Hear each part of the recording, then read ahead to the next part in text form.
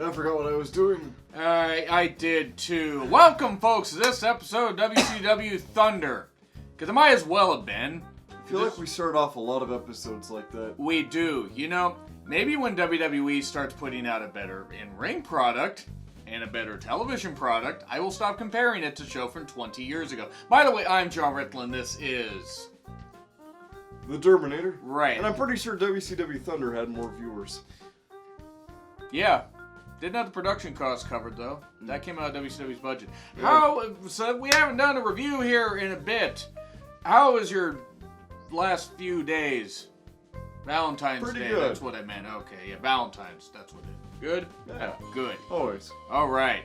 Fantastic. So, hope you guys had a good Valentine's Day, all that stuff and all that jazz. Raw Everett was shit. Shit. Everett is... It was aggressively mediocre. Aggressively boring. Mediocre. Everett is 20 minutes from here. It's not worth the gas money. No. Which would be all of $3. Yeah. I could have gotten a ticket in the lower level by 11 a.m. today. I could have gotten a ticket if I was really in a rush to get there. Yeah, you would have had to have been, actually. You would have been really close. Ha ha! But yeah, you can tell we don't have a lot for this review. And also battling the whole colds thing and stuff like that. So That's a bit hammy. Orton kicks us off. Somebody had to sign Randy. I'm not angry, just disappointed. Yeah. Okay, Orton apologizes. This segment went on forever. Yes, it did. And here's Matt in a neck brace. And he says, "What the hell is wrong with you? What the hell?" And What's wrong with me? What's wrong with me? You're consoling an invisible child and you're asking what's wrong with me. You speak to a drone and you're asking what's wrong with me? Oh god, that's a good point. But yeah, crowd starts what the hell chants. Want to say this. A shout out to all the cool people in Everett and surrounding areas that went to this show. So many cool fans. Max, we love you. I mean, there were a lot of people there. Platonically, but we love you. Yeah. I don't think that I think that was without question. So yeah, what the hell chance? And Orton said he loved Edge like a brother. That's why he beat him up, because he actually loves him. Like a brother. It's a way Orton engages the audience. So anyway, moving on from that. Well, speaking of offensive, the engage. Yeah. Anyway. Yeah, oh jeez. Matt had this great idea to try to attack Orton with a chair in a neck brace, and that didn't work out too good for him. Except he didn't even try. He tried as much as he's been trying for the last couple months. To be fair, Matt has checked out. I don't blame him. He's doing right by putting Orton over and all this stuff, and he was asking Orton to finish him off in front of thousands of people. Gross. Yeah, and so yeah, we get chairs. We get the chair spot on the stairs. And please let this be Matt's last appearance. I don't care what Matt goes to do except to... I honestly think Matt should get like a WrestleMania send-off. He should, but his contract's up in like a few weeks. I know. I mean, it'd be cool, but you know what? He'll get a send-off at Elimination Chamber. Have him do... That's in March, so that's after his contract's up, I think. We'll see. We'll see. Look, if Matt's happy with this... Don't let it be the Saudi show.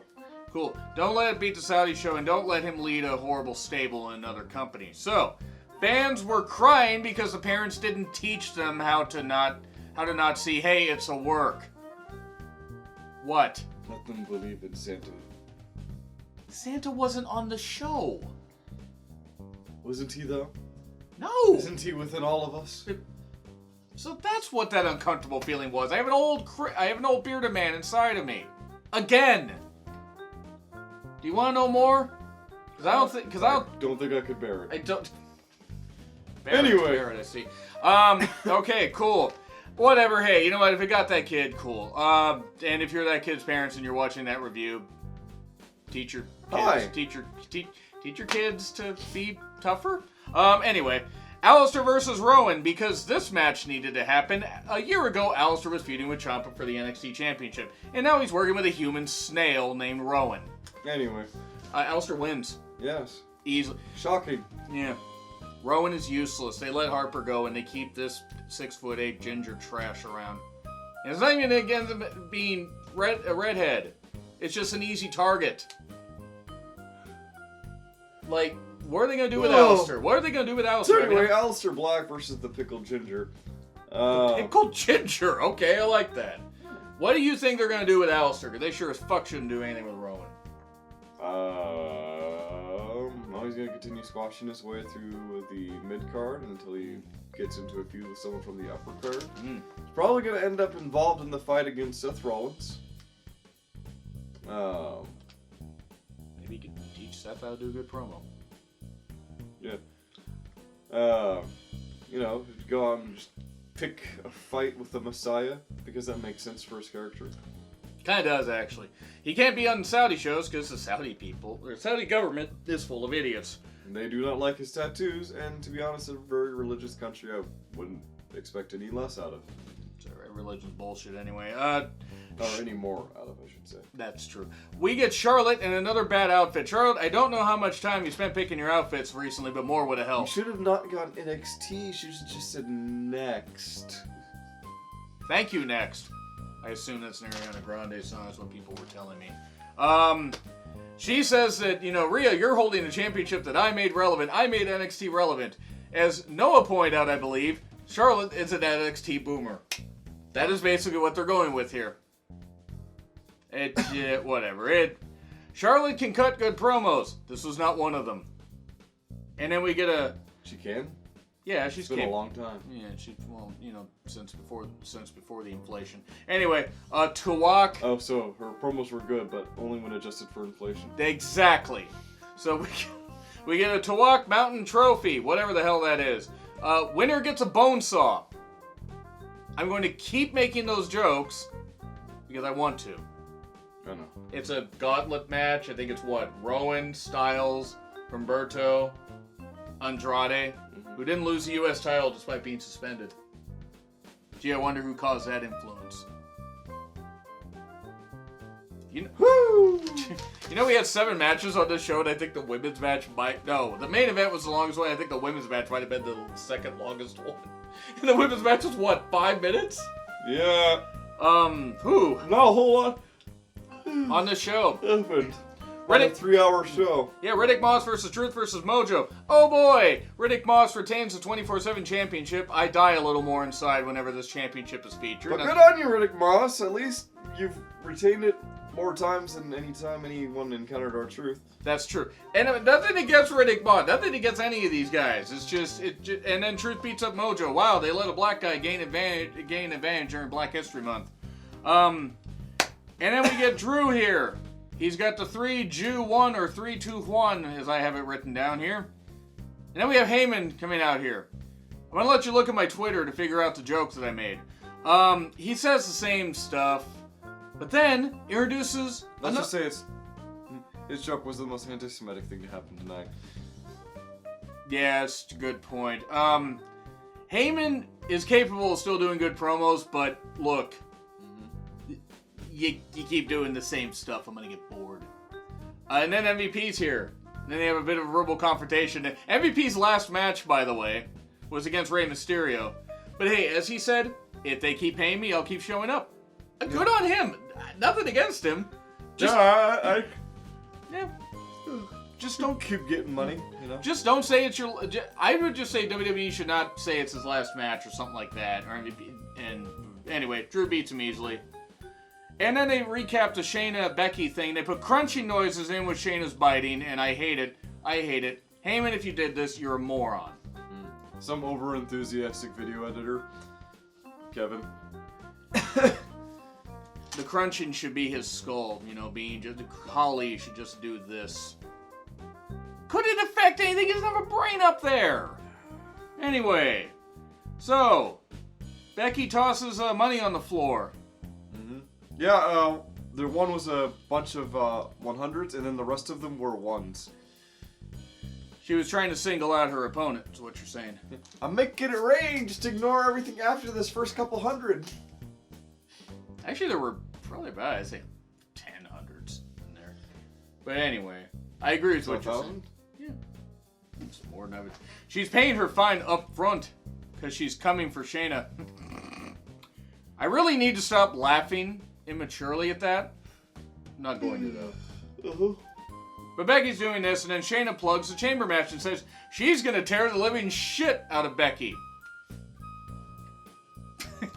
Kaliva.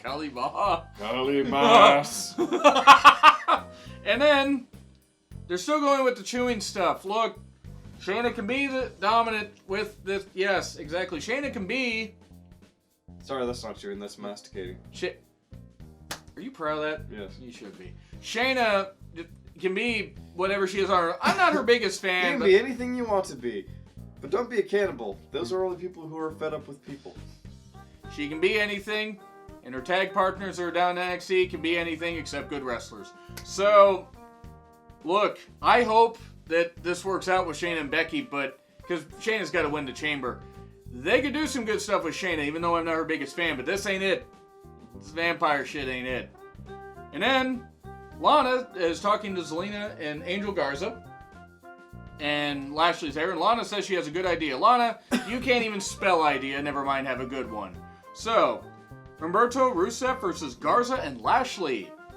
This Lashley-Rusev feud will never end. No. Humberto and Angel Garza put out some good stuff. And there go the pants, says Tom. His face fucking the hell out of that line, as you would expect.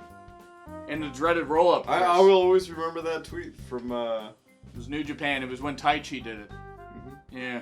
And there goes the pants, said John Ritland.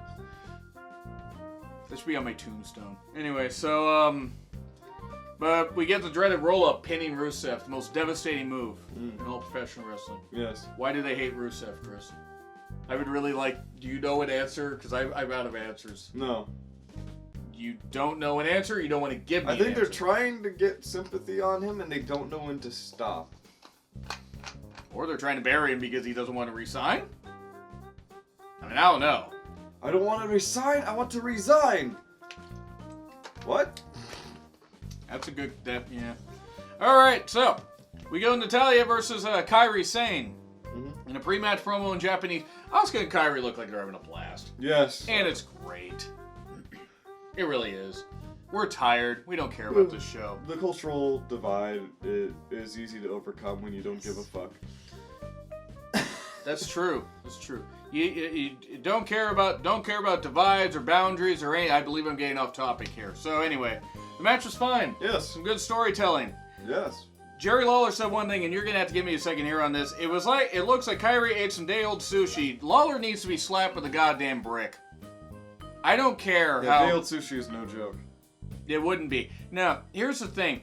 It's one thing for me to make casually offensive jokes, because I'm me. I know I don't come from a place of hate. But with Lawler, he is steeped in making racist comments for years, and not even being funny. There was a time where he was funny, and you know when that time stopped being funny? Right around the people like Booker T can't be champion. Right around that. Mm-hmm. That was 2003. Wasn't funny then, isn't funny now. Get rid of Jerry Lawler. If it's a USA Network thing, fire the people that are in charge of that stuff at USA Network and hire some smart people. And if it's Heyman or Vince, seriously, sit down with them and just have stockholders sit down and say, hey, seriously, you don't need to have this stuff. I mean, I know you're annoyed by the guy when you hear him. Mm-hmm. It's just outdated shit. It's not even like, oh, he has a good voice. JR still has more to give than Lawler does on commentary. Yeah. Well, we then get the Monday Night Asaya, as Buddy Murphy said. Good job. Murphy, is that what he's called? Yeah. Murphy? He saves the M's for mates. Oh, God. Oh, by the way, Kyrie won by a count-out after Asuka had interfered. Yes. So, the Monday Night Seaman Sermon or something. The Monday Night Messiah is not my Jesus sign. That was good. Yeah. I like that. Whoever you are, I salute you. It's all for the greater good, Chris. The greater good. Shut it! And he mentions the powers of be. God damn it, Vince Russo's returning. Anyway, what was the best part of Seth talking? Seth wants to create the final phase of it. You know, maybe not. He wants to call the weak and undesirables, John. Oh, God, he does. Oh, no, I wasn't wrong when I said, oh, God, Chris. Oh. I am sorry, but what? Yeah. I mean, Seth. Oh boy. I know Please this. don't. I know the Sinclair ran Ring of Honor for a bit while you were there, but maybe you don't need to act like Sinclair. Oh, Yeah. Cole the Wicked Innocent. Oh, and then the Raiders attack. Not the Viking Raiders, not the Raiders football team. As hilarious as that would have been. And then Rollins gets stunned on the ramp. And then Charlie says, your sermon didn't go all that good. Oh, great, breaking news from Chuck, which was funny, which was a funny line. We get a 6-man tag match later. We get Styles, Gallows, and Anderson running down old people, mainly people in the Hall of Fame, and he compares himself to all of them. And then here's Ricochet, who can't cut a fucking promo to save his life. And Please. he knows it. He actually can talk if they stop scripting him. He can talk adequately. Because only certain good people can make the worst scripting stuff good. Yeah. But you're right, he did joke that he couldn't do that. We get Ricochet versus Carl Anderson, Ricochet wins. As it should be. Yeah. Liv's promo. I like Liv. I don't know what the fuck this was. She was very robotic. And look, Liv, this could work. Too bad they torpedoed Liv more than, the ship and Captain Phillips, for God's sakes. Good lord. This frickin' gut. At this point, they almost need to reset her completely, and they just reset her. Yeah. This feud with Ruby could work. Sarah Logan's in the pod for some reason. Probably going to hang up some fresh kills in there. But this promo didn't do her any good. Involving her in the Lana stuff didn't do her any good. She's trying, but they cut her legs out from under her already. I mean, I don't know. What do you think? I'm not that invested in it. I don't blame you. I mean, at least... I'm not that much invested in WWE in general right now anyway, but, Hence why I've been doing a lot of reviews It's solo. not like they're building up to anything major anyway. No. Just winner gets the Saudi blood money. So, we get Owens Raiders versus Buddy. I was talking about WrestleMania, but yeah. That is less than 2 months away. Yeah. So, 48 days? Is that what you said? Yeah, it was 21 days away from being nice, Chris. 3 weeks ago, it was a nice number. 27. 21 days ago. Yeah. Owens and the Raiders versus the Murphy Buddy and AOP. Murphy Buddy sounds just like some weird bop-em. Who's your Murphy Buddy? Who's your Murphy Buddy? I didn't care for it. It was cartwheel shit, and Rollins caused a DQ. And the Street Profits come out to help. Yeah. Dawkins, as you point out, just launching Buddy. Yeah, you pointed that out. Yeah, just completely Adam Cold Buddy Murphy. Not quite like Keith Lee did that to Adam Cole, which if Keith Lee had hit Adam Cole any harder, he would have gone through the wall. Yep. Then Rollins causes the DQ, all that stuff and everything. It just... You know what? Yeah. I was going to go F, and then I thought, nothing really offended me on this. It was a really bad show, though. Yeah. D. Alright. Well, the poll's over here. You can grade along with us and let us know what you think. Good. Leave a comment down below. Hit subscribe. Hit the like button. Tell us how you really feel. I never do on these reviews. I always hold never. back. No. I don't know if we're going to do reviews paired up or solo this week. It depends on what stuff's going on.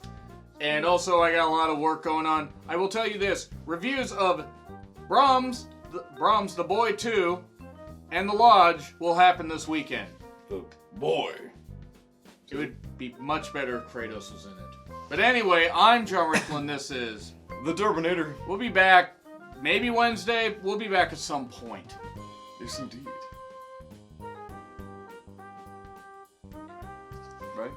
Right.